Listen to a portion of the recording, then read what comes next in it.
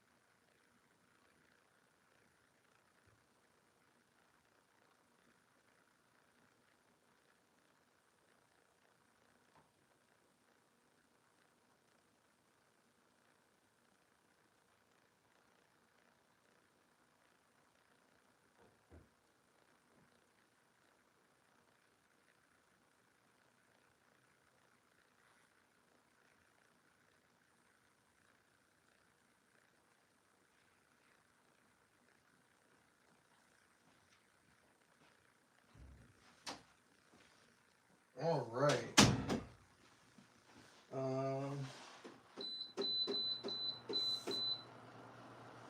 All right. I'm here, guys. Sorry. SB is here. What up? What up? What up? What up, Mike? What up, Paul? What up, other Mike? What up, JN? Okay, what's poppin', SB? Yo, yo, yo. We here. Scent of the day, Azaro Most Wanted Intense. I like it. I like it. I like it. Y'all know my scent of the day. Oh.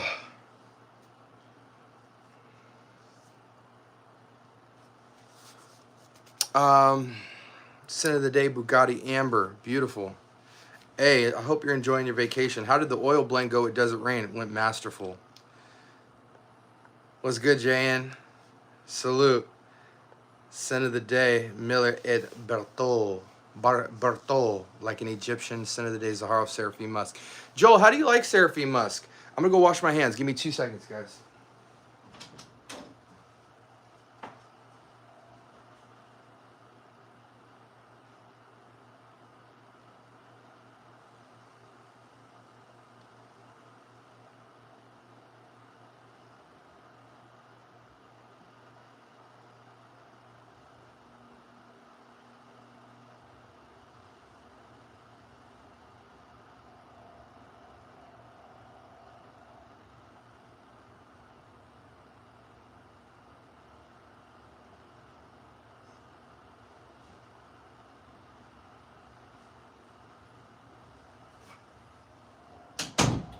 Okay. I'm back, guys. I'm sorry.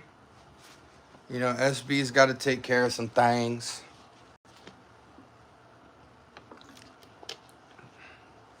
Let me raise this up a little bit. Thoughts on Jeremy Fragrance? Should he go to an insane asylum? He wants people to only buy his stuff. He's not honest anymore. You know, Jeremy is a guy that had a very sincere voice because he was a nobody. And then he got famous and changed. And his life is the product of what you don't want fame to do to somebody, which is it strips you of your authenticity and it gives you out of nowhere a free license to do whatever you want. When you're famous and you have money, you can move however the heck you want to move with zero consequences. And he got the short end of that stick. And so he's just riding a train of zero accountability. And, you know, I always believe that money and fame exposes people. And what he got exposed as is somebody who had fame and money strip them of their personhood. But I hope for the best for them. Like, I don't care who you are, even if I'm not a big fan of you, like, I'm always going to see the glass half full. You know what I'm saying? Okay, let's roll through here real quick. During the summer evening, it was too strong. That's why I think it'll be way. Yeah, you know, I think Seraphim Musk blew everybody away in terms of it was not what we thought. It is not what we thought it was going to smell like. When you see the bottle, the presentation, the name, what you smell is not that. I think that was some of the worst marketing, period. But yeah, that aside, you know, I don't have a bottle of it for good reason. I feel like I need to up my fall scent game because I don't have very many warm fragrances that aren't overly dense. Like I need something with warmth, but can't stand a little bit of the heat. Well, what in particular are you looking for cold weather? What up, Gems? I appreciate you, brother. Yeah, I don't talk much, but I was in the live earlier just checking in and seeing what the conversation was about. Love the conversation about, you know, there's a lot to it. I hate to just blanket it as one thing, but the cloning, the clone game, copying and remixing the artistic merit of brands in bottles and all that, and in marketing. It's an interesting conversation. You know, it's like sometimes we can try to zoom in very close to try to get like a detailed breakdown of why it is, but from what I know about Dubai brands, from people that I know and that I talk with on a daily basis, like it really is just as simple as, you know, it's like when you go to Canal Street or the Garment District in LA and everybody's just trying to get on a come up, if people blow up, they don't stay in Canal, they don't stay in Garment. And what these clone houses are doing is they have access to warehouses, they have access to a giant menu of fragrances, all like there's a top 100, a top 1,000 menu of the base compositions to everything.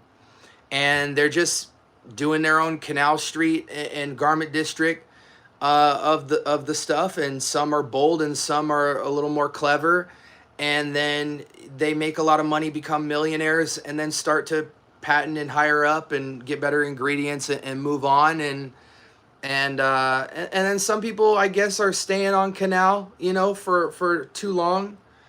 Because, you know, they've hit a market, you know, they like the Canal market more than the Neiman market, you know what I'm saying? But, you know, it's kind of like,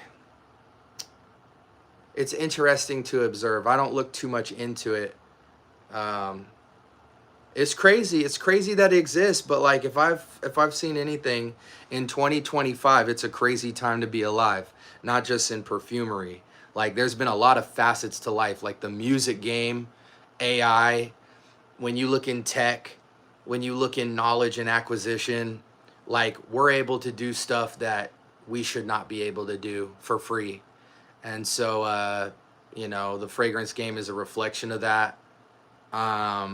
There's good and bad with it, but unless you have an inside scoop with the guys there and you take it on a house by house basis, you kind of just have to stay 15,000 feet in the air with it. You know what I'm saying? But it's a great conversation. Okay. Let me scroll down and catch up. What up, beauty? Man, the amount of fragrances reviewers, man, the amount of fragrances reviewers are in the pocket of Armoff and others is off the chain. Yeah, I mean, dude, Armoff runs almost everything. Like, you know, and to me, in a weird way, they're all Armoff. You know what I mean? Like, look at a giant family tree. Like, everybody's got a drunk uncle. You know what I'm saying? Like, there's a lot of drunk uncle companies there's a lot of prestigious like people. There's a lot of bottom of the barrel, but it's all the same family. It's all coming out of the same place, different people, but the same goal. Some people have access to more resources than others. I don't think anyone's trying to genuinely make trash. They're trying to make money, and they're going to do whatever is the bare minimum to do it. And as they evolve and get more capital, they're going to continue to legitimize their enterprise, man. It's just like the drug game, dude. And unfortunately, you know, the margin of profit is so high because juice literally costs nothing to make, even at the most prestigious level, that maybe it blows us away to see how these things are priced, but it really shouldn't when you think about it, you know, because I challenge you guys to get into some really basic 101 perfumery and make your own fragrance. Like, go on YouTube right now. There are a billion tutorials on how to make Baccarat Rouge 540. And watch how cheap and how easy it is to take $30 to $50 and make like 1,000 ml of Baccarat at high quality, at niche quality. Not considering, like, it's not about Baccarat. My point is that when you see how inexpensive it is to create a high quality juice, you can see that these perfume houses in the perfume game has a massive profit margin for something that from a cost basis standpoint is crumbs. And so you can even have peasants coming in and selling 10, 15, 20, 30, 40, 50, $60 bottles and still be, you know, you guys will still have them sitting on yachts blowing cigars with their freaking holes in their sandals. You know what I mean? They're Jay-Z sandals. You know what I'm saying? Out in freaking Milan and in you know, south of France, you know. So yeah, it's just be mindful, do your research, you know what I'm saying. And then I guess the thing also is that all of us that really care to talk about this stuff are like less than 1% of the fragrance world, because you know, most of the world has less than 5 bottles, and fragrance is a very micro piece of their life that they only have to catch up on every 5, 10, 15 years with their next latest Sephora release. You know, it ain't that deep. For us collectors and content creators and people who are just, a lot of y'all are going to be in and out of FragCom like in years. You know, I've seen people come and go in fragrance in a year just because you go down the rabbit hole and the YouTube binge watching, and it's fascinating, but then you realize it's not really you or your lifestyle and you don't really care about it like that, or it just gets boring, and then you leave, you know. So as far as the community of people that are here for years on end and will be around caring about things no one cares about as it relates to fragrance, we're a very small community. And I think a lot of us are into these topics just to keep the lights on, so to speak. Like, we're not making money off of it, but at the same time, it's like if we didn't have these things to talk about, we wouldn't really be able to make content for very long in terms of fragrances. You know what I'm saying? Because you can only keep buying fragrances for so long. You gotta kind of have things to talk about, and when you have an audience, you kind of have some commitment to consistency. So I think a lot of these things are kind of like barbershop talk, but it's a fascinating convo because the fragrance game is changing fast. I got some Drunk Saffron yesterday. Is Drunk Saffron born to stand out? Yeah, Audient Supremacy is good for winter. Audient Supremacy is good for anything.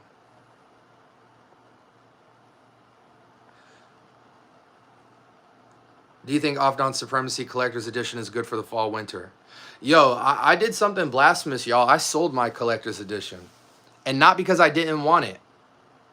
I did not sell Collector's Edition because I didn't want it. I love Collector's Edition.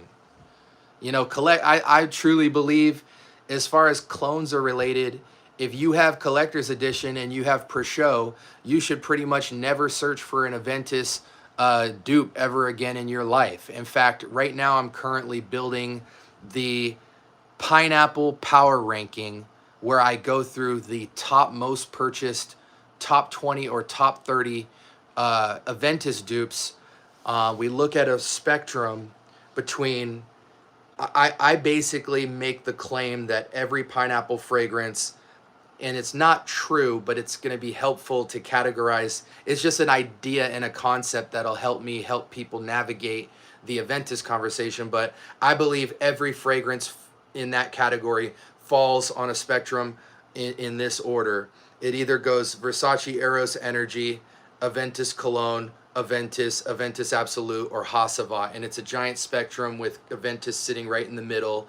And everything has a different top, middle, and bottom, but everything fits in between, super leaning on Eros Energy, somewhere between that and the Aventus Trio, on the Aventus Trio, or somewhere between the Aventus Trio and Hassavat. Nothing super leans in is one of one Hassavat, which I think is actually impossible just because of the way it was made. But nonetheless, collector's edition did take somewhat of a veer off from Aventus with the heavy ramp up in oak moss to try and push towards a more Hassavat mature swag. It's not that close at all, but it definitely sways off of the Aventus Absolute, and it is not Aventus Absolute, which is why people should stop marketing. Per show would be much more understandable.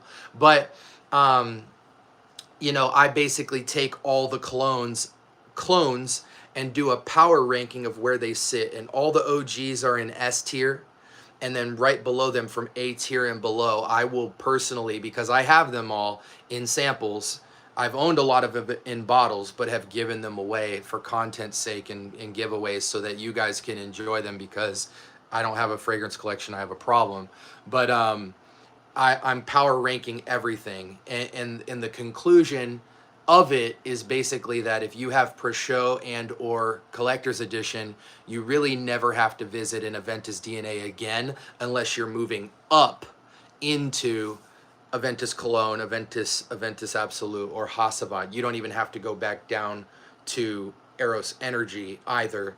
But yeah, it'll be a very helpful video. It'll be, you know, I would call it the Aventus Bible, but I really don't want Creed coming at me for that. I don't want to deal with copyright or anything, or like strikes. So I'm going to call it the Pineapple Power Ranking, and it should be some really dope content. I've been making some cool digital visual aids for it because I don't want people to just be able to steal my information and go make content. I'm going to have my own created visuals for this power ranking that people won't really be able to replicate. They can steal the information, but they won't have the visual consolidation that I'm going to approach it with. Okay, let's catch up. I just need something that isn't overly sweet and appeals to the cold weather. I mean, dude, you know, I'm pretty sure you asked for a lot of budget offerings in the past, but man, you really can't go wrong with Lalique white and black. You know, it's the latent DNA, but fresher. I prefer it because of that. I've always felt like latent has some textural accents to it that are annoying to me, but it's a cool concept. It turns very quickly for me either overly medicinal or cherry chapstick or some different types of stuff in that vein in terms of my nose connection to it. But I always appreciated Lalique white and black because of its much fresher take, and I think because of that fresher take, it is more versatile in the breezy to cold weather category, and it's a better scent to me. I know this fragrance is only like 30 bucks, even though it retails for like 200. People don't know that, but it's always been the more superior scent to me. You know, soft winters, I love my Absolute Aphrodisiac. I just think it's one of the best Initios, hands down. Musk Therapy is a beautiful, versatile fragrance to wear in fall, winter. It's my favorite fragrance from Initio. I've been enjoying this. Surprisingly, Boss bottled the Scent Magnetic. A really interesting vanilla for you vanilla lovers out there. You know me, I don't like a simple vanilla. I like a swagged out character vanilla. This is like a kind of tri-note fragrance. It's like, I think it's like a wheat or a barley note with vanilla and maybe like a geranium or something. Boss bottled the Scent Magnetic.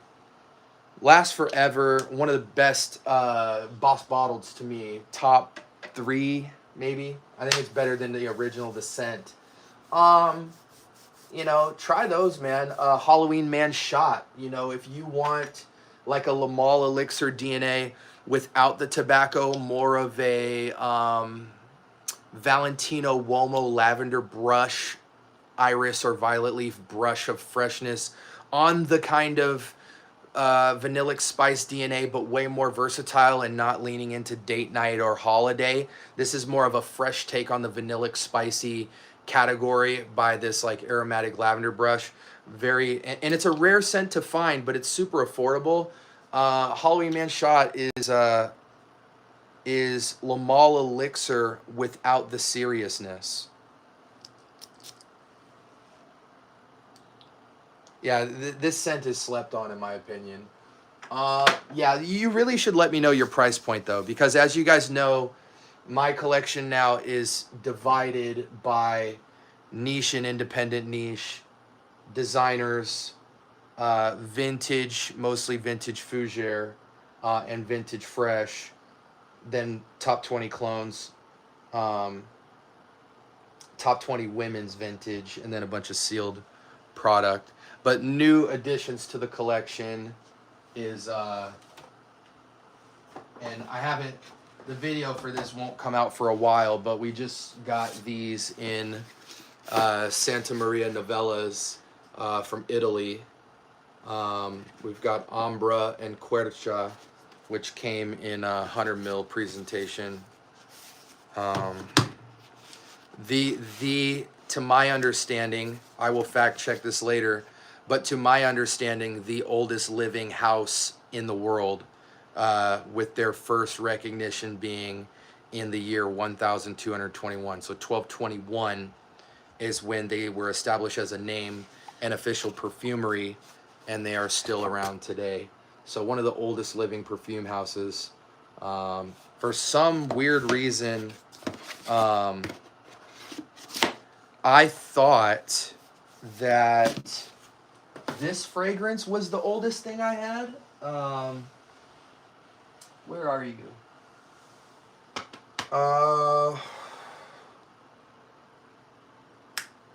This? I thought this might have been the oldest fragrance, but it is not. And it is not by like 400 or 500 years not. So, you know, it's crazy because a lot of my niche and a lot of my vintage, you guys haven't seen reviews on and all that, because I've just been nose deep in a journey. You know, first I did like a 3-4 month run of just exploring vintage. Then I did a 3-4 month run of just doing niche and independent niche. Now I'm kind of spinning the block and seeing, okay, what's everybody talking about in the clone world? And then, you know, brushing back up on a lot of my discovery sets. So it's been fun, but I'm going to dive into Acqua di Parma soon and go through the whole house. But recently I've reviewed the Santa Maria Novellas because I have Ombra and I have Quercia, which is this one.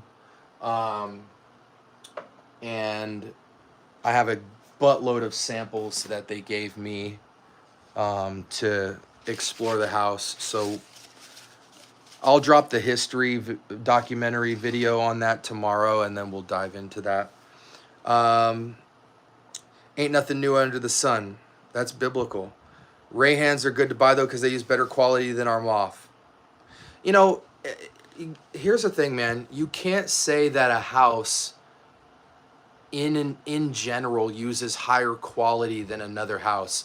Like, it's just simply not true. Like, raw materials are on a menu, and depending on, you know, different raw materials have different shelf lives in and of themselves, despite the quality, man. Like, you could have a freaking, you know, $40 per kilo bergamot, and it's still not gonna have a certain level of longevity as a regular vanillin note or something. You know what I'm saying? Like, and then on top of that, like, certain houses have chosen to deliberately up the raw material quality of a particular fragrance over others. There may be a kind of generality of quality with a certain house over others. You know, for instance, you know, like if I'm looking at Armoff versus, you know, like a Valencia or you know, a Risala or something like that. But like, you know, and here's the thing, guys. It's like, this is why some fragrances are duds and some fragrances are amazing, and it's from the same house. But just know, like, our moth runs all of it in terms of like financial tie for the most part. We got to stop associating certain habits with certain houses, because the bottom line is you guys are paying them so much money to stay alive that they're not just living okay. Like, these fools are literally playing Xbox 360 on a yacht in France on the water, and like not giving two rips about what you guys think, because despite how much you guys argue about quality, you're still buying clones by the truckload, and then getting mad when certain ones aren't of quality and stuff. So, you know, I have come to a point in my journey where I'm gonna let you guys buy all the clones for me.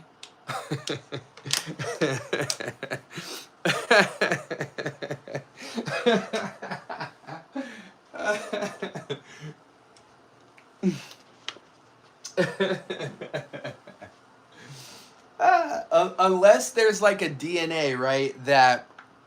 Unless there's a DNA that I'm like, oh shoot, they just dropped a clone of what? Grandmaster from Mind Games or something, and it's just like so out of reach, or an Argos or something. And even then, like, I'm so knee deep in my journey right now where I'm still gonna let you guys buy it for me. Meaning, like, I'm gonna let you guys buy them, sift through all the trash for me. I'm gonna wait to see what everybody's talking about and what everybody is elevating, because there's not a lot of fragrances that everybody is really elevating in the clone game. Like, the echo chamber is quite small. And then once you guys point me to stuff, you know, every 6 months I can cop a couple of them and review them and make helpful content for people. And that'll be that. You know, early on in my journey, for the sake of my journey, I was willing to roll the dice because of things like Fragrantica. And even back then, I was letting you guys do it for me anyway, because I was looking at the votes and looking at the Reddits and doing research on my own about the qualities of the companies. And then part of it was fun, even finding some duds and discussing that and learning. Like, I was just knee deep in the materials. But where I'm at now, I'm much more comfortable letting the community curate which clones and stuff I get next. Because more than likely, like, well, it's a topic for another time. I'm already sharing too much. What up, Sham? What's your take on Killian Dark Lord? I haven't smelled it. I've smelled a lot of Killian. I haven't smelled that one. Yep. Thoughts on Bulgari Cobra? I haven't smelled that one either. Are you guys trying to stump me today? By the way, I have a question, guys. So I was running through TJ Maxx because I was trying to get myself a jacket, right? Like, during the holidays, bubble gooses and stuff like that are really easy to find at these outlets. They had these 3 Bulgaris that, for the life of me, I've always thought they had terrible performance, but I forgot what people were saying. Like, obviously, like, my favorite Bulgari wasn't actually Legem or Tigar or any of those big dong looking bottles. I actually didn't like any of them in terms of buying. I actually bought this after trying the entirety of the Bulgari set. Yeah, it smells like Prada Black. Yeah, it smells a little bit black orchidish, you know, a lot more softer, you know, because it's not as florally rich. But the other couple that are in this line, you know, if I remember correctly, Neroli something, Rain Essence, Terracotta or Terry Essence. Are any of those worth buying? Because I think the consensus is that even the ones that smell good in that trio, like, perform terribly. Now, I don't care about weak performance, but I do care about, like, utterly garbage, terrible performance. What have you guys tried any of those? The Neroli, the Rain Essence, the Terra, whatever, the brown one. Are any of those worth picking up? Hey SB, should I buy Tres Oros as an 18-year-old? If you don't mind heavy, syrupy, romantic scents, yeah, the compliment factor is high with Tres Oros. But it's a very sweet, syrupy fragrance in the gentlest way possible, I think, for, you know, comparatively to fragrances like Wajan. But I mean, I love it. The compliment factor is insanely high for me, and I do think it has an ageless sex appeal to it, an ageless kind of romance, and the weight of it functions differently than like a Carlisle or a Wajan or any of the Vanilla Initios or, you know, your Spice Bomb Extremes and all that stuff. I do think this functions a little bit more delicately. The sillage is very nice. But yeah, I mean, as an 18-year-old, man, do you go on a lot of dates? If you go on a lot of dates and you go out places at night a lot with a woman, not with your boys, yeah, get Tres Oros. If not, go with something a little bit fresher. You know what I'm saying? Knock it down a little bit. You could still get girls while not wearing the date night fragrance. You know what I'm saying? You could go fresh sweet. I mean, there's a reason why Versace Eros and Gucci Guilty Elixir and, you know, your Dylan Blues and all that still go well with the ladies, because, you know, women want a man who smells fresh and classy, even more than romantic, you know. So you can play with the two. And you can get something that's kind of hybrid like Eros, where it can double into date but still be fresh enough to wear during a day, or a Valentino Uomo Intense or Prada Luna Rosa Ocean or something like that. Or you can go all the way classy with like a Bleu de Chanel or Armani Code Absolute style DNA, Sauvage Elixir, Sauvage Original type of scent profile. But yeah, those are the two lanes you want to float in as an 18-year-old kid. Like clean and fresh, or sweet and seductive. And then typically, if you have to watch your budget, you want to get a split personality fragrance like Eros, where it's sweet enough to get romantic but fresh enough to double during the day. So you just kind of have like a dumb everyday grab. So yeah, again, to answer the question about the Tres Oros, you may want to go with something more fresher, like you know, Desert Rain or a Bonnie, or something that's softer on the nose but still has some pull to it. But yeah, hopefully that was helpful. What is the best earthy forest scent that any age can wear? Any age? Forest. I mean, okay, so this forest, yeah. So, you know, this Lalique Lin Sumi, I think, is the most ageless for all ages. There is a maturity to it though. So I do think you can't wear Lin Sumi unless you're 25 and up. This green, dewy forest blast while still being super modern. Anyone who loved Eau Sauvage but didn't like how not today it is, it's old money, this is the new money take on an Eau Sauvage style. It's classic, it's timeless, it's fresh, it's the best work scent, it's the best upscale casual, and it's green. Then, if you are young and you're under 25 but want the Lin Sumi feel, but you want more of a Dior Sport, Dior Cologne, kind of that ice cold lemonade, vodka on the rocks, anything Blue Moon Ginger Dash, you know, that kind of ice water with bergamot or lemon, modern freshness, and still be classy, and kind of have a slightly green backbone but make it more about citrus. Lalique Ma Force, and I'll show you, this is the flanker to Lin Sumi, and this is golden juice right here. If any of you guys out there were into vodka on the rocks or ginger dash or Brioni Eclat, stuff like that, this is better than all of them. And the longevity and projection is one of those reasons, because a lot of those fragrances smell great but they just really don't go the distance. This one will. It's got a nice juicy opening and it will carry. And so this is kind of like 25 and up, 25 and down, but I think this can still go 25 and up It's just a little more juvenile than this. It's a little more classy. This is a little more casual. Amazing scent. I didn't even know this was out until like a year ago. But green, there you go. Most scents now are almost all synthetic. Well, and that's not a bad thing. You know, raw materials play into that. Synthetics are fine. Can't say it's for all ages. It depends on what people like, but Chapard Cedar Malaki is pretty good. Yeah.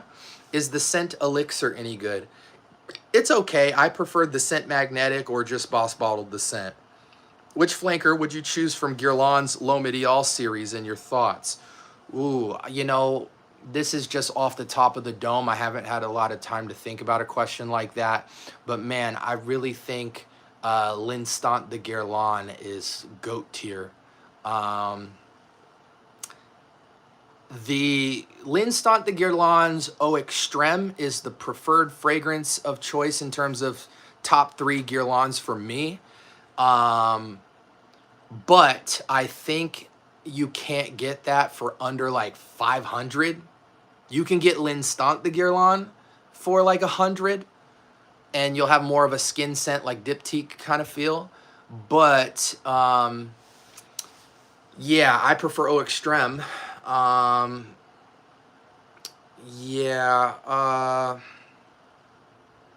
The L'Homme Ideal series, the thing is L'Homme Ideal Extreme is just GOAT tier juice. You know, the cherry almond champagne with the Guerlain French classiness. I don't think you can go wrong with L'Homme Ideal Extreme, but there is a certain tempo to it where I think a lot of people would favor more of the Heritage series or Heritage and or yeah, L'Homme Ideal Extreme really is just the GOAT, I think. Armaf has a new fragrance, Club de Nuit Bling. What's it going after, JN?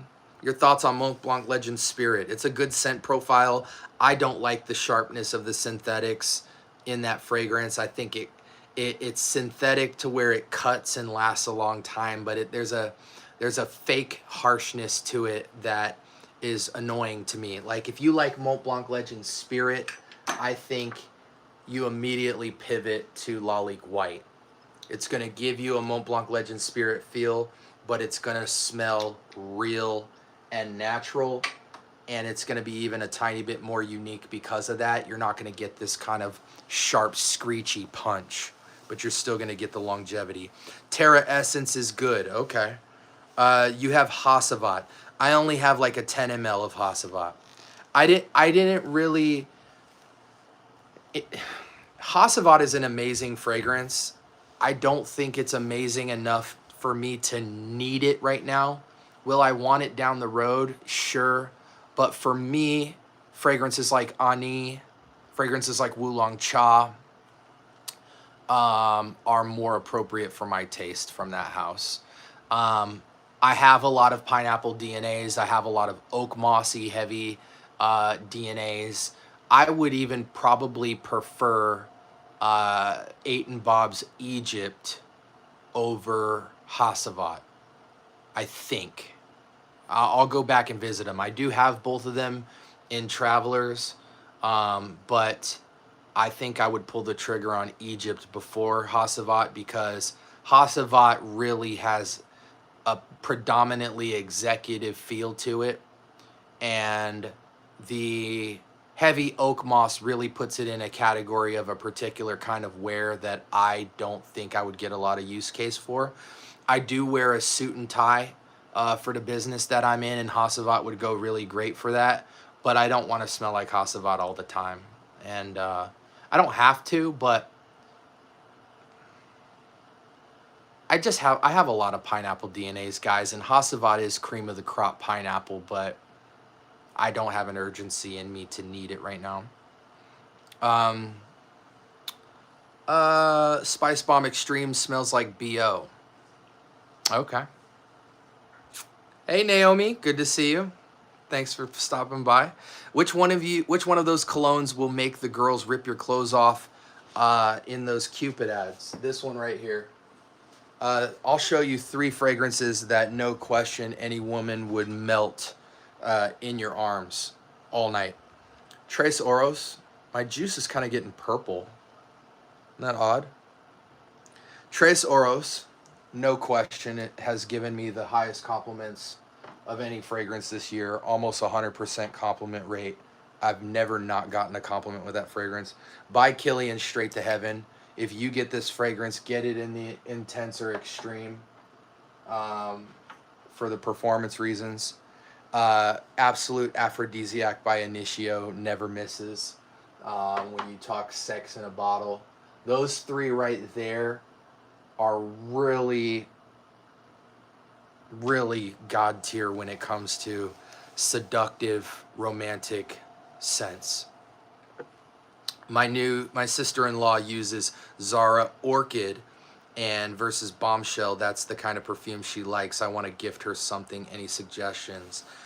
Well, my question to you, Naomi, is if that's what she likes, you just want to get her something with a similar profile in the arena of those.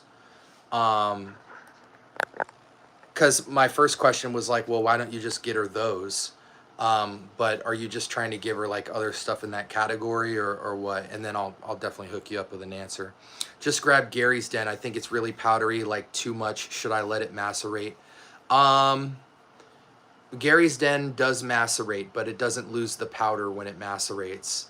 The way you get by with Gary's Den is when you spray it, put it on outside and just go 1 to 2 sprays. The longevity and projection of that fragrance is absolutely insane. So get outside and let the elements kind of brush air through your clothes and get it airy, and some of that powderiness will dry down. It's really hard to get away from powder when you're dealing with Dior Homme Parfum and Dior Homme Intense. The powder just comes with them, whether you're dealing with a clone or the real thing. Whenever I'm sampling in the store, the fragrance scents are always underwhelming, but after leaving tester strips, smell absolutely insane.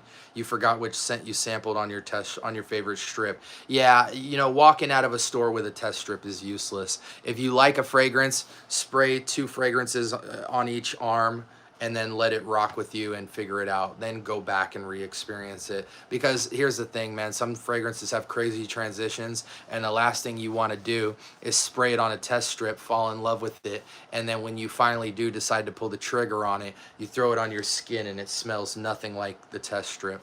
And that does happen more times than you think. It will be good, Mustafa, trust me. Hey, buddy, can you recommend me any other summer fragrance than Hawas Ice? Yeah, absolutely. Gucci Guilty Elixir. Definitely get into that.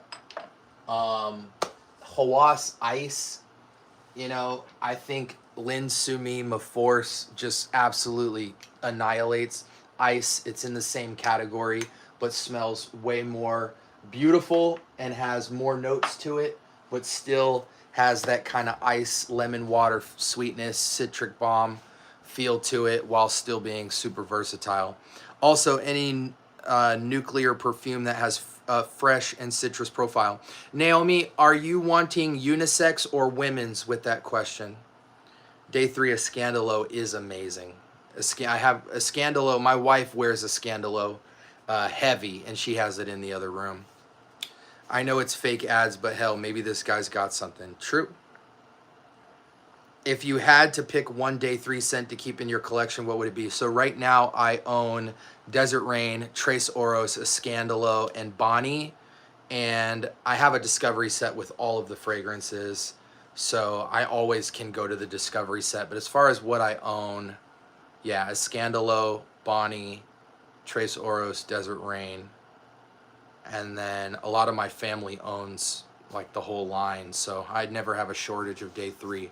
I'm preparing the giveaway boxes right now, so the winner of the giveaway this week will get a full discovery set, which will include everything except for Midnight Raspberry.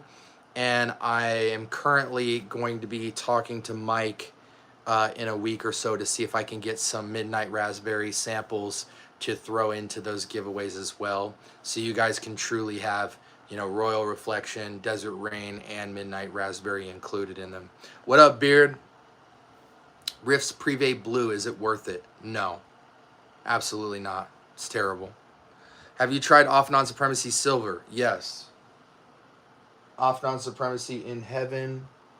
I'm not going to get it out of my collection down there, but Off Non-Supremacy in Heaven is great. It's probably the closest thing you'll find to Silver Mountain Water out there, to me.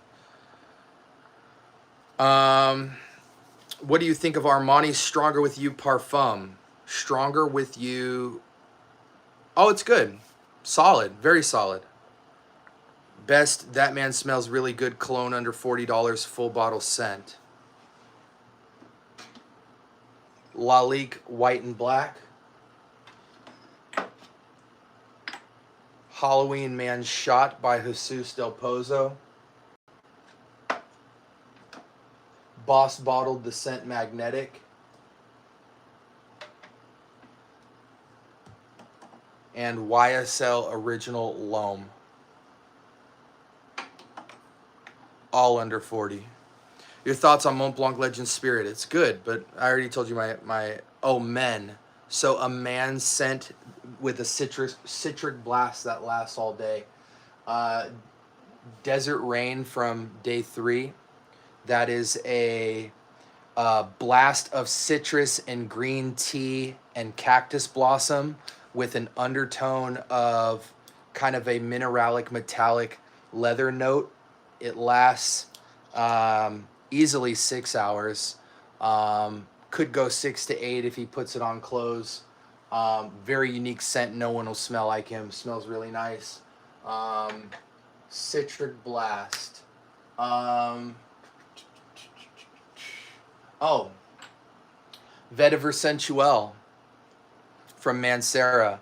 Radiant orange, lime, lemon, citric blast with vetiver behind it. A very clean kind of lemongrass vetiver note. Lasts forever. It's eternal. And this, I did a memoir on this. This is great. Another alternative if your man is under like 25 or under 30, you can go with Mancera's Amberful, which is a beautiful citric amber that lasts all day as well. In the designer category, a couple of great citruses people don't talk enough about. Bentley for Men Black Edition, which is kind of this tangerine orange feel on top of a very executive sporty feel. So this is the guy that drives the entry-level Mercedes, you know. He's moving in life. He's going somewhere. He's ambitious. He works hard, but he's a young guy who wants to look like he's coming up on some money. Very nice citric, semi-formal, upscale casual scent. Another citric blast would be Zest and Vetiver from Michael Malol. That's another citric blast of vetiver. You know, you always get your grapefruit and citrus blast from good old Bleu de Chanel Eau de Parfum. Parfum if you want the richer scent profile. EDP Eau de Parfum if you want more of the longevity, if that really matters, like a fragrance that lasts forever.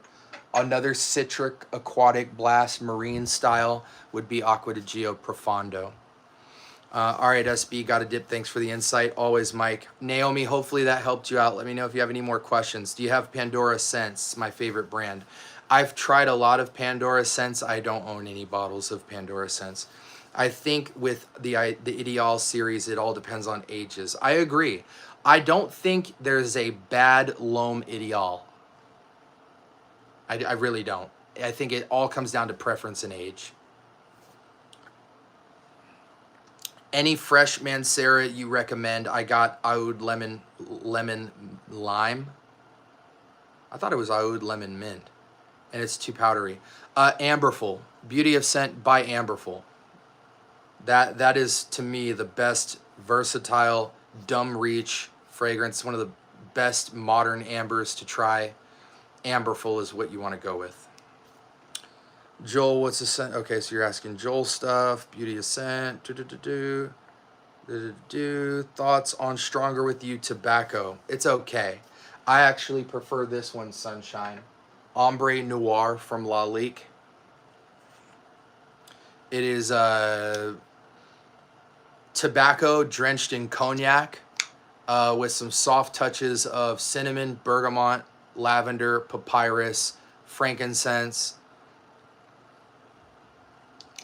It takes that tobacco vanilla style DNA, like from a Tom Ford, and just makes it richer and more mature. It scales the vanilla way down and makes it more about cognac and booze. And then you have some soft touch with the incense and the resin, but then you have this fresh brush of bergamot, lavender, and papyrus. So it's a fresher take on the tobacco vanille style with vanilla scaled way down and cognac booze ramped way the hell up. Back to Black or Black Phantom from By Killian's performance is so important for me. Which one should I choose? They're both solid. They're both solid for me in terms of performance. So I think you just look at the notes and pick one. Black Phantom is truly a very mysterious scent to me. I think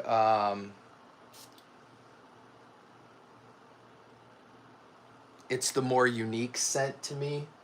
But in terms of longevity, I think you're going to be just fine with both of those. Question, what's the best Stronger With You? Stronger With You intensely. The other stuff as they don't last long. Yeah, I hope those recommendations worked for you, Naomi, because everything I recommended for you will last, should be 8 hours plus, with the exception of Desert Rain. But even though Desert Rain only lasts like 6 to 8 hours, it is one of the most luxurious masculine scents ever.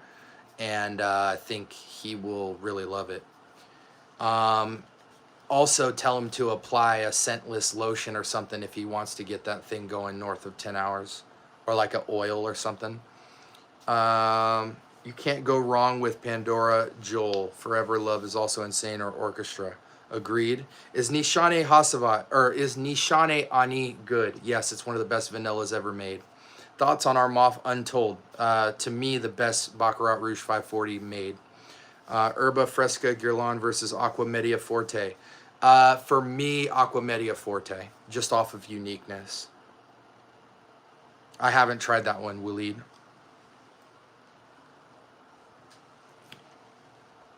Okay, let's catch up. Favorite Bond number 9. I'm not a big fan of Bond number 9. Scent of Peace is good. Lafayette's good.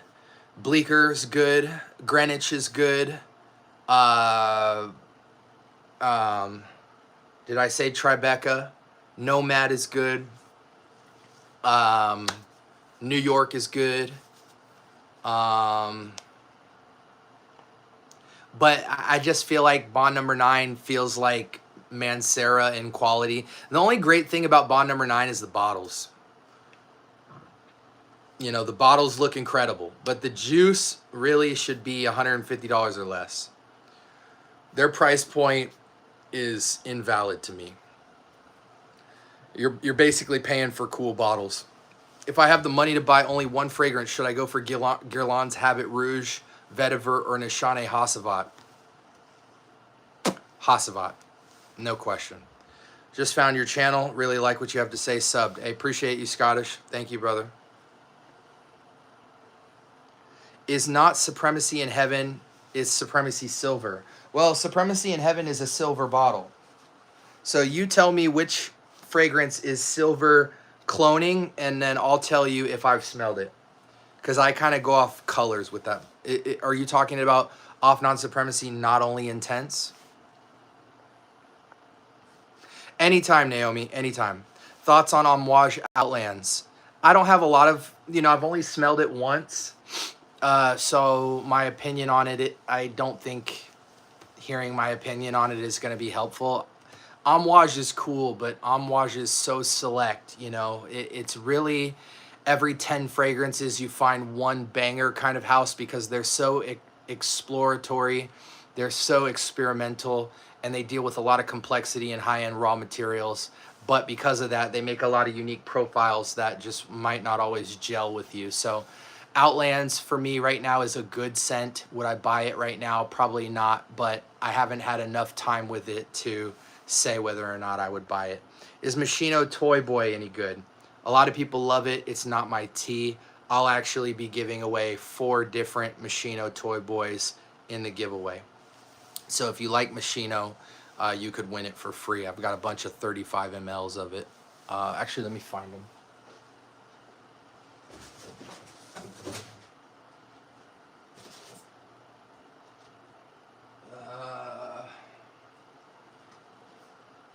They're somewhere around here. I have like 4 35 mLs of Toy Boy. Toy Boy 1, 2, the white, the blue, the pink, a bunch of them, the black. Why is longevity not a deal breaker for you? Here, I'll show you.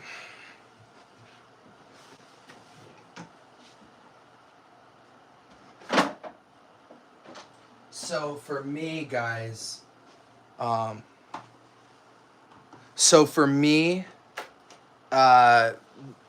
can make any fragrance last as long as I want. Everyday shea, everyday coconut. Those are 2 base lotions. I have unscented and then a coconut base. Then I have dabber oils of any particular note I want to accentuate in my fragrances. Tangerine, vetiver, lemongrass, rosemary, peppermint, basil, cypress, sandalwood, eucalyptus, bergamot, citron, neroli, lemon, spearmint, geranium, ylang ylang. Anything I want to enrich in terms of projection and longevity, or even if I want to remix, twist a fragrance, I have this. So I have the lotions, I have the oils, and then another thing I just recently picked up, and we'll have to go to my clone level to see this. Let me knock this down. I have this. I have the base DNA of a lot of popular frags. So we have YSL Loam, Imagination, Oud for Greatness, 1 Million Parfum, Eros, Baccarat, Invictus, Armani Code Absolute, Bulgari Man, Greenwich Village, Leighton, and Lafayette Street in dabber oils. And so between the dabber oils, the lotions, and the essential oil dabbers, there's not many fragrances that I can't get a minimum of 8 hours out of any day of the week. So for me, I don't care about longevity. If a fragrance only lasts, 3 hours or 2 hours, okay, maybe I might not buy the bottle. And there are a couple fragrances like that have just some of the most stunning profiles that don't last long. Roja's Oceania, one of the most prettiest champagne citrus florals out there. Doesn't last long at all, but I gotta have it. So I'm gonna put on the lotions and the oils and make that thing last. But very rarely will I buy a fragrance that just has god-awful performance. Straight to Heaven by Killian. You'd be lucky to get 3 hours out of that fragrance, but it smells so incredible that I'll make that 3 hours count. Whoa, y'all know your scents. Hey, a little bit, man. This is a fragrance community. I see CK1 in your collection. I love the scent, but it doesn't last.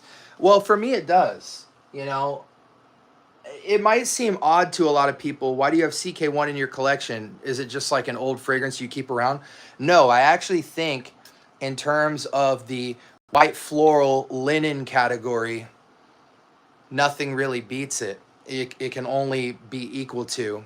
And the price point's ridiculous for how well balanced and clean and smooth this is. I can blend this with just about everything, and I do. So when it comes to projection and longevity, I'm blending CK1 with a lot of different ideas. You could blend it with rose, you could blend it with citrus, you could blend it with vanilla, you could blend it with woods. I mean, the kind of neroli, clean linen, white powder, white floral notes literally go with anything. I can wear it by itself as well.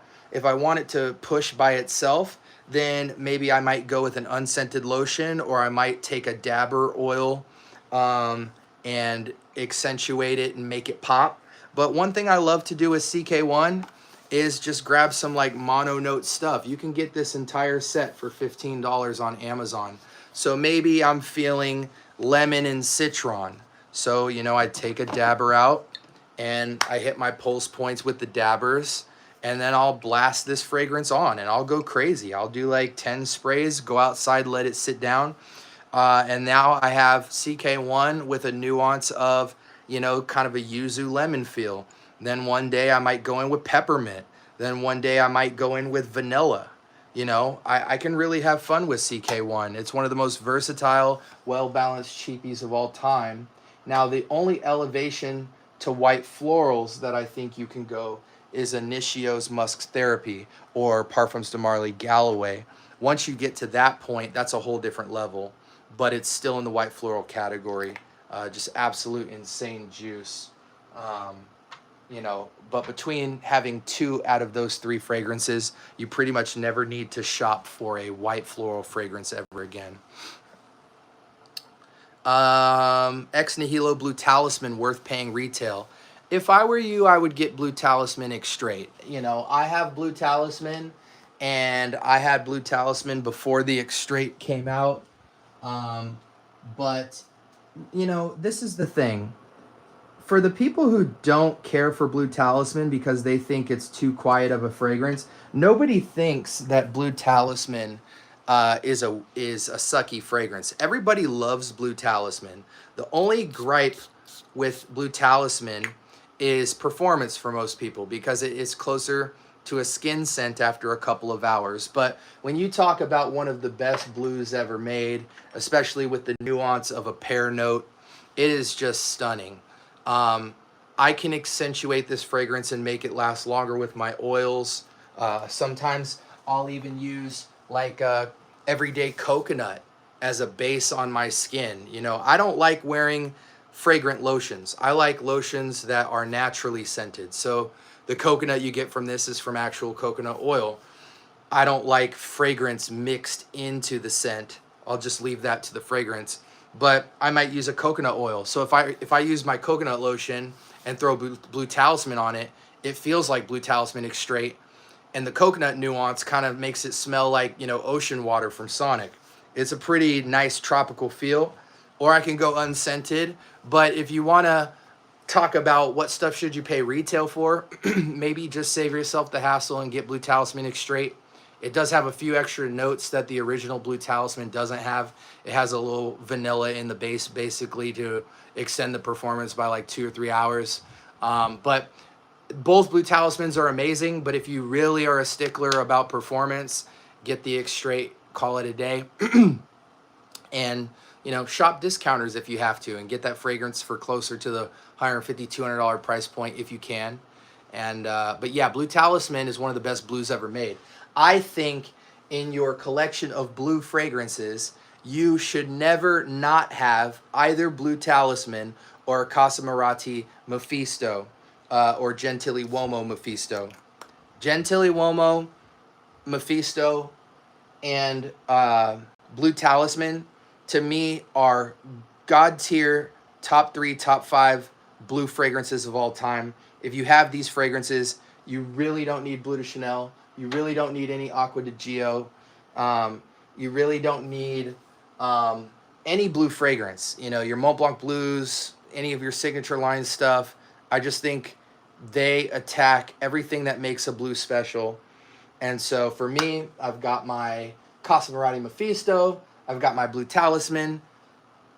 I don't feel the need to have another blue fragrance ever again. What's the oldest Guerlain that you own? You know, most Guerlain is reformulated, so I don't have any original vintage Guerlain. And vintage Guerlain constantly gets reformulated in the juice and in the bottle. You know, there's like over 10 renditions of like every Guerlain. So for me, I don't even think I have an original Guerlain in my collection. Nope, no original Guerlains. But I am acquiring them right now. And for me, it's going to be L'Instant de Guerlain's Eau Extreme, Guerlain's Vetiver Parfum, Heritage, and no, I take that back. I do have Mitsuko. I do have I have a lot of women's Guerlains. I do have Shalimar. But yeah, I haven't really attacked acquiring my whole Guerlain collection because I'm still trying to collect some vintage from there. And I haven't had my hands on it yet, at least in terms of a lot of it's being shipped. Your favorite LV, Afternoon Swim. I'm not a big fan of LV. Best version of Club de Nuit Intense Man, Peugeot 1. You're time traveling and you've got to blend in. What's a timeless scent from your shelf that you're betting won't go out of trend 25 years in the future? This one right here. Ubagant's Fougere Royale. This is the first Fougere fragrance ever made. Fougere translates to the fern, and this fragrance is insanely old. I want to say it was made in like the 1880s or something like that. This is, so this already is, 150 years old, and I could put it on today, and it would still get mad compliments. Mad compliments. Do you sample a lot? You seem to have tried a lot of fragrances, but I don't see hundreds of bottles. Yeah, so, like, number one, I don't show my entire collection because there's a lot of dick swinging in this community, and I'm not a fan of it. So that's one thing, is everything on this shelf is not the entirety of my collection. And I do that purposefully. I have shelves in my closet. I have shelves at my desk. My bathroom has a lot of fragrances. I'm not a fan of looking like Gent Sense or something like that. I just think it's corny. I don't even show people in my life like my fragrance collection. Like, it's tucked off in a corner. Like, look at the rest of my studio room.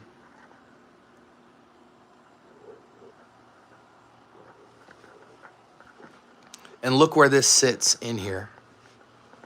Off in the corner. Not really looking for compliments on how many bottles I have and all that. I am trying to intentionally comprise my top 100. Top 100 niche and independent niche. In that top 100, top 20 niche and independent niche, top 20 designer, top 20 vintage men, top 20 vintage women, clones, and then some sealed vintage. That's it. I've scaled way down. I do have other bottles just sitting around all over. Like, if you look, over there, there's a gang of fragrances. And I have, decants galore, and in my wife's bathroom, or in me and my wife's bathroom, I have a lot of bottles, and in that closet, I have a lot of bottles. But as far as what I show you guys, I'm never going to go over 100 because you guys can see I collect, and I don't want it to be about, well, look at me, I have a lot of bottles. So that's that. Number two, I give away bottles constantly to the community. So last giveaway, I gave away 33 bottles. Full bottles. So I like to be in the business of saying, why let fragrances sit on your shelf? Enjoy them, spend time with them, and then scale down. Give your fragrances to the community and let people have great experiences. So that's another thing, is my giveaways are big and I offload tons of fragrances to other people. And then what else? And then, yes, to answer your question about sampling, I do sample a lot of fragrances.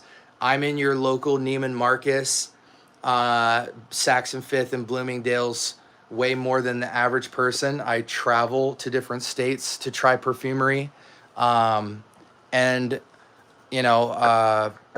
Because of that, I don't need to acquire bottles. And because of that, I also don't need to acquire a ton of samples, even though, I do have a lot of samples. One thing about me, and everybody who subscribes to me knows this, I do not talk about fragrances that I don't own. So you will not see me, you know, you will not see me talk about anything that I can't bust out and smell right at the drop of a dime, you know. And so that's how I carry it, you know. I won't talk about anything that I don't have. But thankfully for you, I have a lot of fragrances. I just don't like to show them all because I think it looks corny. And a lot of people who have a lot of fragrances don't wear them. And they don't wear them as much as I do. So they really shouldn't be speaking on them anyway. You know, it's like you wore the fragrance twice this year. Why are you talking about it? A lot of people don't know this, but like I'll wear multiple scents in one day, every day. And I try to cycle through stuff, and I'm always in the shops, and I'm really knee deep in this. Like in the last 2 years, I've smelled thousands of fragrances. You know, I go to boutiques. So I feel qualified to speak on this, not as a professional, but as somebody who actually smells the fragrances that I'm talking about. And if I need to be refreshed in a fragrance that you're asking about, 9 times out of 10, I could pull it off the shelf right now and smell it. So hopefully that answered your question. Listen to you and bought Desert Rain. I've been getting compliments every day at work, and when I'm in and about, gonna buy Trace Oros next since you also recommended it. Can't thank you enough. Hey man, I'm so glad that you're enjoying it and getting like a really good experience out of it. You know, I am not paid. I get paid per view on my channel. And sometimes I get paid to collaborate with boutiques, but I am not an affiliate of any house. And so because of that, I can freely tell you guys like what's good and what's trash. I have no pressure to lean you guys towards stuff. And honestly, I don't even call myself a reviewer. My channel is talking about a guy who is on a fragrance journey, and you guys just get to see that journey.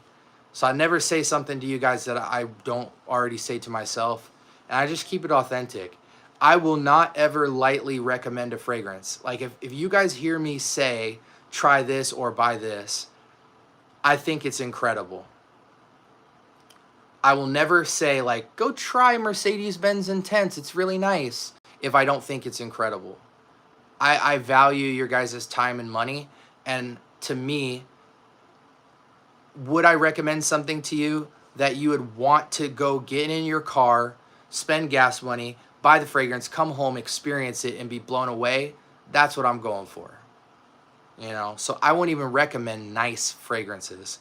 I recommend stuff that I have that I think is incredible. There's not a single fragrance on this shelf that I think is trash. And I'm just being dead straight honest with you.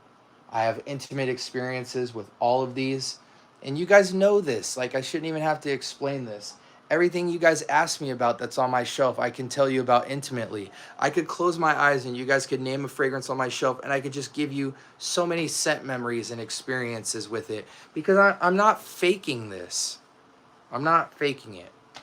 And hopefully, if there's anything anyone respects about what I do when it's all said and done, you can look at my channel and see my work, see that I've been posting every day since I started, more than any other creator. Shout outs to all the creators. I'm just saying, you can see that by my work ethic, I am just a guy who's passionate about fragrances. I don't care about anything else. Passionate about fragrances, share my experience. I'm not trying to be somebody. I make enough money. I have a beautiful wife, I have kids, I have cars, I have whatever. This is my hobby, and I get joy from it, and that's what I'm trying to share, the joy I'm experiencing with fragrances. So that frees me to not have any other incentive to turn my camera on other than to give you guys value. I'm standing here in my sandals, in my house slippers, in front of a camera for an hour or two. Like, I work 2-3 jobs. I'm just standing here for hours talking to people I don't even know about fragrances, not making a dime doing it. So hopefully you guys see that passion, and hopefully you guys get the value from it. And that's all I'm here for. So if you're here for it, I'm here for it. Amouage Reflection or Interlude. I don't have a preference. I think they're both very interesting scents. They're very popular, but they're not mass appealing.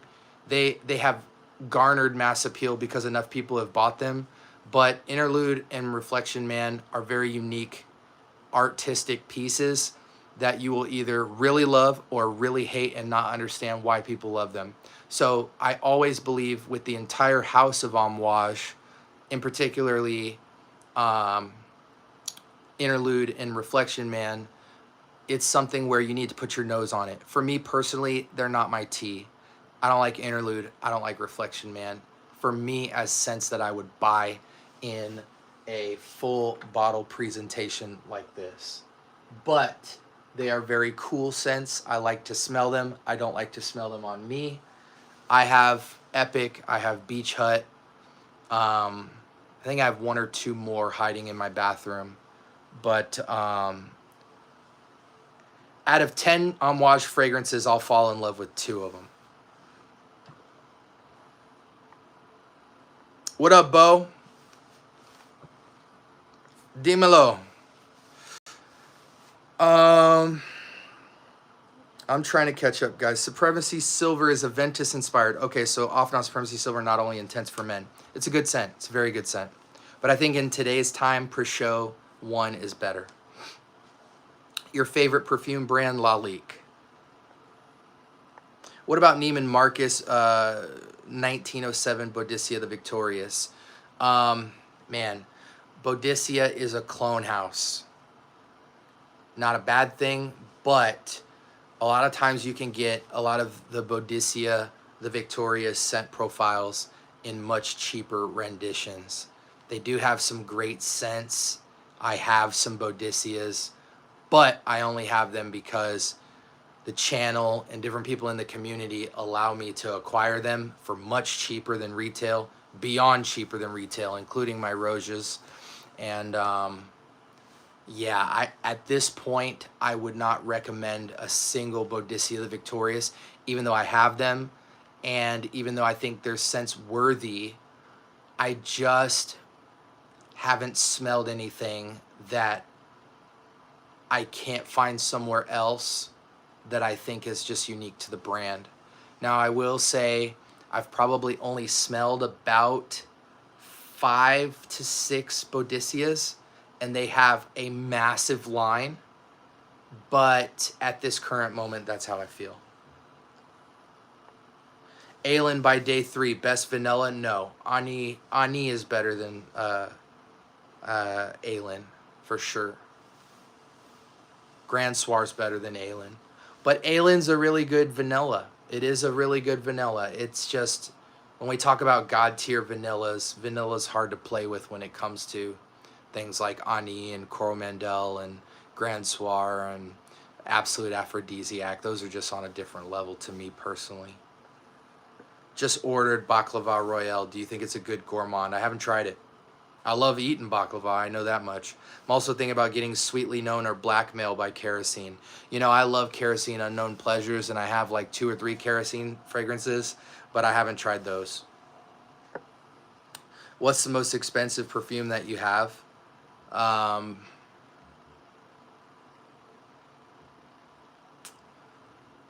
Probably Diaghilev or Hanuman. But I didn't pay retail, so. Which formulation of vintage fragrances was most damaging? Which reformulation of a vintage fragrance was most damaging to its DNA? That's a great question. Probably like 50% of Guerlain's, because like Guerlain makes some great fragrances. It's not what it's used to be. Yeah, a lot of Guerlain's, man. Freaking Vetiver, Heritage, L'Homme, Shalimar, you know, probably Guerlain. Fragrances in the bathroom is scary with the moisture. I live in Arizona, Bo. I don't deal with moisture. Le Labo, the Noir 29 versus Santal 33. Which lasts longer in terms of being outdated? Which will last longer in terms of being outdated? I don't know. I'm not a fan of those DNAs, man. Like, I've smelled the originals, and I even have some like Kingsgate and Barrett fragrances of those DNAs and like Sensual Obsessions version of those DNAs. I don't like that scent profile, man. It just smells like cleaning supplies to me. I'm not a fan. Ditto, I wear my frags. Have you tried Baklava Royale? No, kind of sus. Who leaves frags in the bathroom unless it's cheap garbage? I mean, Steph, what I would say is if you walked around in my house, it would make a lot of sense to you. Maybe your bathroom is a little cheaper and grosser than mine. Maybe it's not as big as mine. I don't know. But my bathroom is, I think if you saw how the fragrances sit in there, I don't think you'd be mad. Sweetly Known by Kerosene, good. I haven't tried it, Bruce. The trick is to find a reviewer that has the same taste as you. That's how you can have great recommendations. All right, that's fair. Only a novice here. That's the only logical follow-up to that question. Scent Bubble has carved out the best social media fragrance community out of his live streams. I think so. You know, I tell people, man, like I have like, you know, we're about to hit, 4,000 subscribers. I think what makes my community different than a lot of other people's, and this isn't a good or bad thing, this is just what I think is special about the community that we've built, is that I have like 4,000 subs and I feel like I know every single one of them.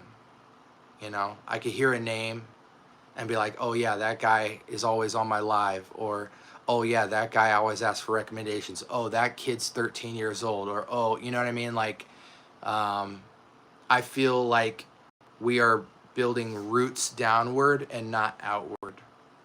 We have a community of people that are positive, helpful, entertaining, and fun to be around.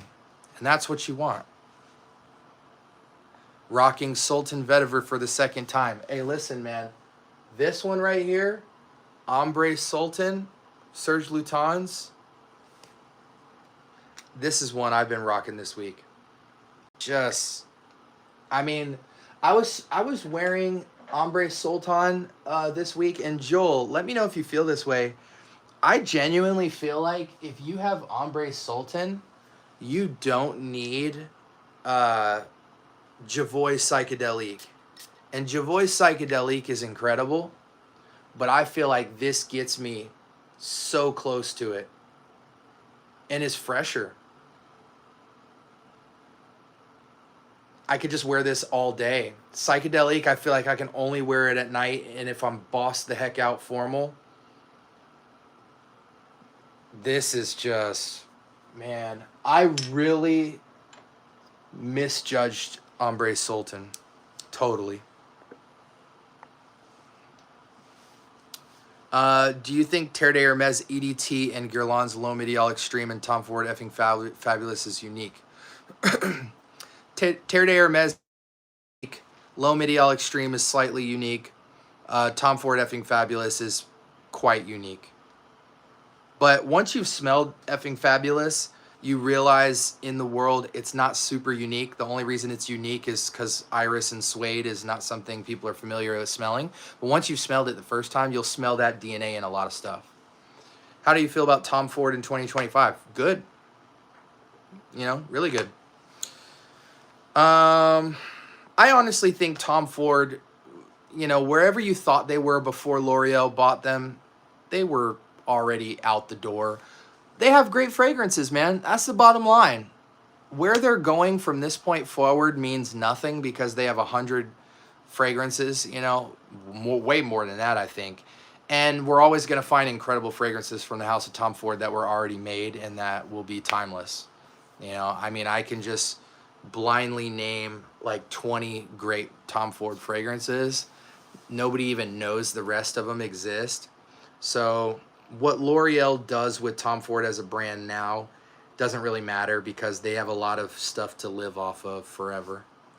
What's a cheap scent that you feel could be bottled up in a niche bottle and sold like hotcakes for $100 more?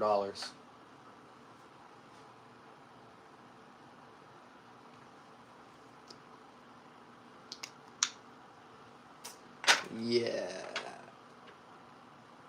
If Creed made a boozy cognac scent, it would smell like Ombre Noir. So are the Arabian houses going to take over with all the dupes? No, they'll never take over. They will carve out a big market share of people who don't want to or can't spend the money for high-end fragrances, but they'll never take over the market because the niche and designer markets have been here for so long and have such brand awareness, and they're the distribution, so they are in the stores that you shop at way more than the clones. Even though more than 60% of the marketplace is on Amazon buying transactions and stuff like that, the fragrance community has always been a very niche community. So that niche community will not go away. They'll remain dedicated, and certain people from the clone world and the retail world will bleed over into the niche community if they become enthusiasts and want to learn more and go more deeper with the quality. But the clone community will really just tap into the people who never were really that deep into fragrance, that just get into it and are interested in spending a couple $100 and getting a lot of fragrances. I think people's perception of how the real world works is very flawed because most people don't have more than a bookshelf of fragrances, let alone a few bottles, and then they buy the fragrances and they will never go back and look up a fragrance ever again. That was my story. You know, I had like 5 or 6 fragrances for like 15 years. And it's really YouTube's fault for bringing me into FragCom. How do you feel about Tom Ford Italian Cypress being discontinued? It's a great fragrance. It's a great fragrance. I said it in a good way, man. I like the type of scents. I think it's a gorgeous scent. Okay. Do you prefer Damascus rose or Bulgarian rose? I like all roses, but I hate most rose scents. I know that's going to sound crazy. I like most roses, but I hate most rose scents. Meaning, I can show you a great fragrance with just about every rose in it, but most rose fragrances are terribly balanced. They're very lopsided. I like Bulgarian, I like Turkish, I like Damask, I like Rose de Mai, I like Taif. I mean, I love all the roses, man. What's a great moderator? What a great moderator. Respect from Turkey. Yeah, hey, listen, Joel's a powerhouse. Joel's a powerhouse. Yo, I need to get Chergy. I need to get... Hey, Joel, I need to get Chergy. Triumph of Bacchus, what do you think? I think it's a good scent that too many people overhype because the bottle looks incredible and it's not cut like that. I wouldn't spend more than $150 for Triumph of Bacchus, and I don't even like Triumph of Bacchus's scent profile. I think Danae is actually better. Matter of fact, hold on.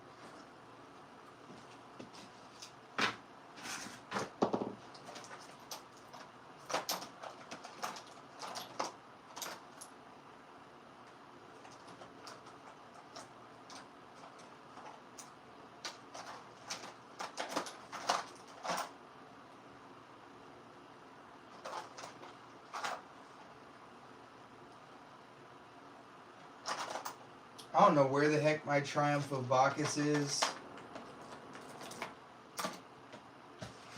I don't know where the heck my Triumph of Bacchus is, but here's my Danae. That's the problem. I have too many fragrances.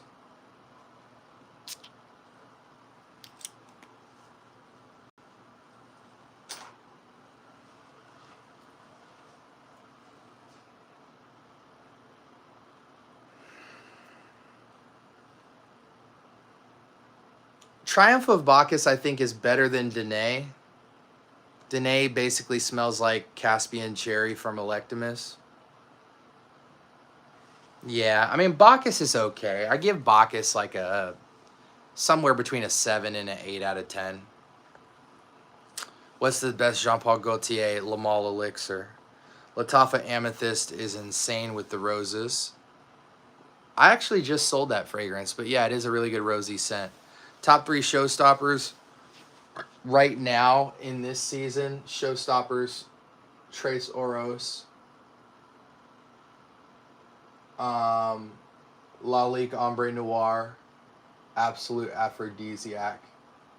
Those have just been showstoppers for me lately. Coromandel from Chanel.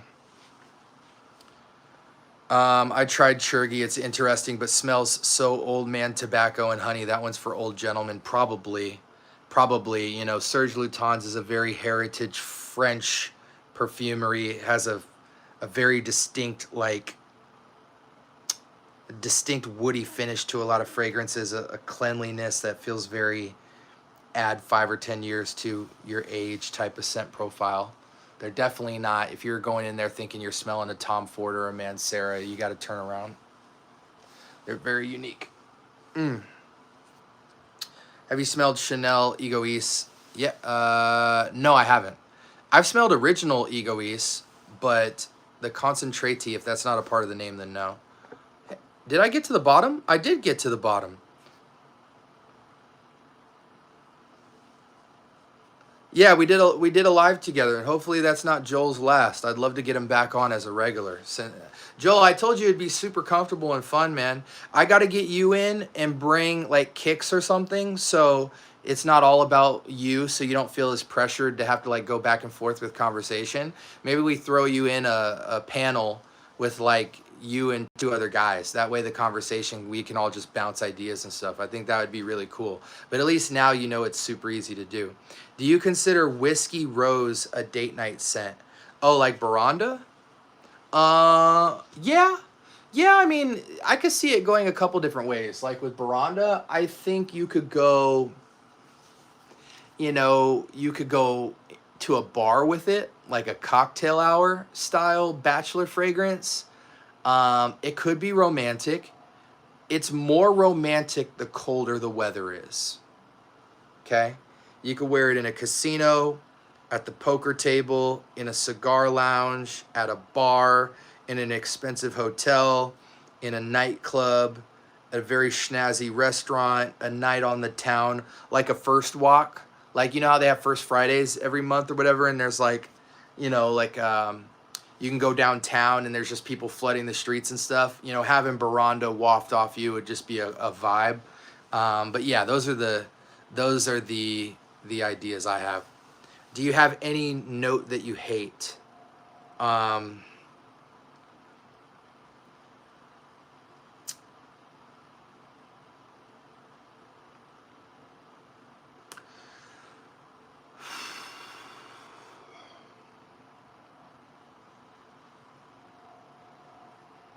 I really,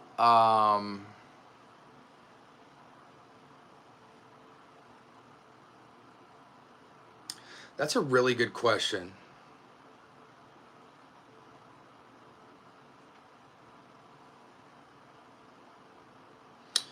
Yeah, it's so late at night, you stumped me. Is there a note that I actually just, I smell that note and I just hate it? Cherry. I really dislike cherry.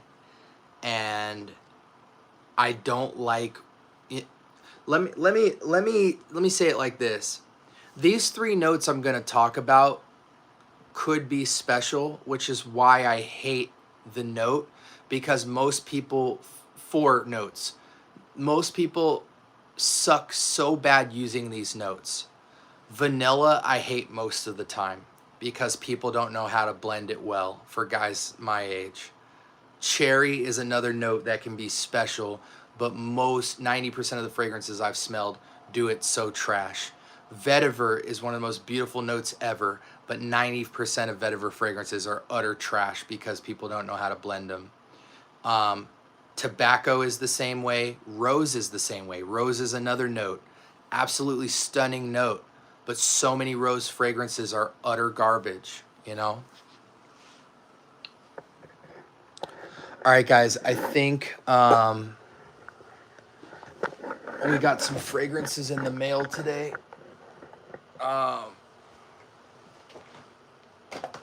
We got this, I don't know what the heck this, Romantic Elixir from a vintage auction.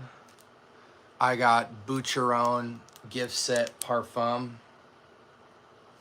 That should be fun to open up.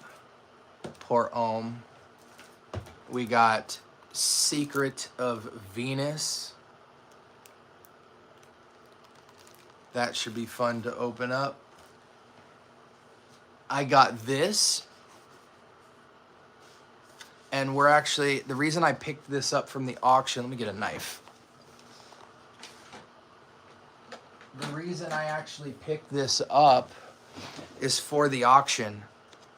I want you guys to have like some cool stuff that you can't really get anywhere but my channel. And so since I have the resources to acquire like certain nook and cranny niche brands and vintage bottles and stuff like that, stuff that you guys would actually have to pay retail for, and therefore you'd probably never try it because you're never going to spend that coin. So for instance with this is the original Neroli Portofino DNA, but this is the original fragrance that inspired Neroli Portofino and is one of the oldest fragrances out there that still that's still sold today. This 4711. You guys will see Jeremy Fragrance with like a 600 ml bottle of it occasionally. He's got like a jumbo. So this fragrance I bought strictly to put in the giveaway for you guys. So what's cool about this is this originally was a splash. You know, you dab it and powder up, right? But I found a version of it where the atomizer comes with it. So you could spray it like an eau de cologne. So that will be in the giveaway, and that's why I bought it at the auction, because I'm like, I can get this for cheap enough where I can give somebody a vintage fragrance that's brand new that they won't have to spend a dumb amount of money for. And so we're gonna throw that in the giveaway. Let's answer any last minute questions. You guys have a minute left to ask. Favorite green vetiver? Probably something like Roja's vetiver. It's really nice for a green vetiver. I like the group live. Okay, Joel, I'll keep you in the loop on the group lives. What's like Straight to Heaven but in a more affordable range? You're not gonna get anything like Straight to Heaven, but if you want to kind of get in that vibe, you can get Bulgari Man in Black for around 70 to 80 bucks. Or you could get Zara Man from Fragrance World. That's cloning Black Orchid. So probably the Black Orchid or Bulgari Man DNA, probably closer to Bulgari Man, but you're never gonna get Straight to Heaven. I did see last night someone was auctioning a new clone that came out. It might have been from Zamaya or something, where they claimed it was a Straight to Heaven clone. So I'll have to get that first to see if that's really the truth. So there is a Straight to Heaven clone that is out that people are selling that I'm aware of. I just haven't put my nose to it yet, but I genuinely don't think they're gonna nail it. But maybe they will. Hopefully they do. Oud sometimes can come off very animalic or barnyard in less perfect weather. I can appreciate the opulence, but the funk is too risky to play with. I mean, Oud is never risky to play with if you just get samples. I have somebody that is going to send me an attar. You guys know what that is? He has like an authentic attar oil that's real oud. So I'm going to get that just for the channel, just to try it, just to have something to speak on, and then also to have it in the collection. Secret to Venus is one of my favorite vintage woody scents. Glad you picked it up. Thank you. To be fair, I only know cumin from one fragrance. It was cheap as well, and I don't remember the exact name. Never mind, I was thinking of oak moss. Ah, gotcha. Hey, well, listen, if you're new to the channel, I drop videos every single day. If you're into fragrance content, as you can see, I know a lot about it. Hopefully I can help your journey in any way, shape, or form. If there's any questions that you guys had that I didn't answer because I skipped over it accidentally, please feel free to put it in the comment section, and I'll be happy to answer those very quickly. I hope you guys are having a great Monday and have a fun week. There's a lot going on right now in the world. Hopefully none of you guys are affected too much by it. You know, I'm kind of in this weird phase right now where I have like hundreds of fragrances that you guys haven't seen me review, but kind of been taking a break. You know, like my YouTube channel, I have like 50 videos uploaded, so I could take a 2-month break and you guys wouldn't even know it. But I'm kind of in this place where I've just been like enjoying smelling fragrances by myself and not really like filming a lot of content, but maybe that'll change. I've got a lot of really innovative, awesome stuff to introduce to YouTube. I just don't think you guys are ready for it yet. I want it to be a big thing, so I'm still just accumulating the audience to wait for that time, but yeah. Oh, here you go, buddy. So all you have to do is search Mayjam, M-A-Y-J-A-M. If you type Mayjam on Amazon, it'll finish the word and suggest essential oil set. They sell like a 15-piece, a 20-piece, a 35-piece, a 65-piece. This is the 35-piece set, and I think I got it for like $16. And it came with 35 pieces. It has droppers, dabbers, and then it says on the left, like, it says like what the different stuff can be used for. So if you want refreshing, these are the ones. If you want, you know, relaxing or like anti-anxiety, you can just dab just the oils, but it's kind of like cool things to look at, like what stuff is associated with certain vibes, so you can kind of use that knowledge to plug those into fragrances and, you know, alter them or increase the longevity. But I've just had a lot of good experimentation with these, and for 15 bucks, it's like no question a no-brainer, and they're very highly rated in terms of ethical quality. So, but anyways, guys, thank you so much for joining. I really appreciate it. Hope to see you guys again soon. We'll probably go live one other day this week. I'm going to really push hard for the 4K. I mean, shoot, we might just run to 4K and then double the gift size, since we're already, you know, almost at 4,700 or 3,700. I really am going to try to like get to 10K subs by the end of first quarter in 2026. I'm going to really push for that, because I've got a lot of exciting things to roll out, like a lot of amazing interviews and stuff that I've just been kind of sitting on, waiting for the community to get bigger. But I really appreciate everybody who's been rocking with me from the beginning. And again, I'm going to continue to serve you guys with creative, entertaining, fun, informative content. And I don't take anything for granted when I have, you know, small groups of people in here hanging out, because you guys are the guys who I remember in terms of who I serve in this space. So thank you guys so much, man. I hope you all have a great, blessed night, and I'll see you guys later in the week. Peace.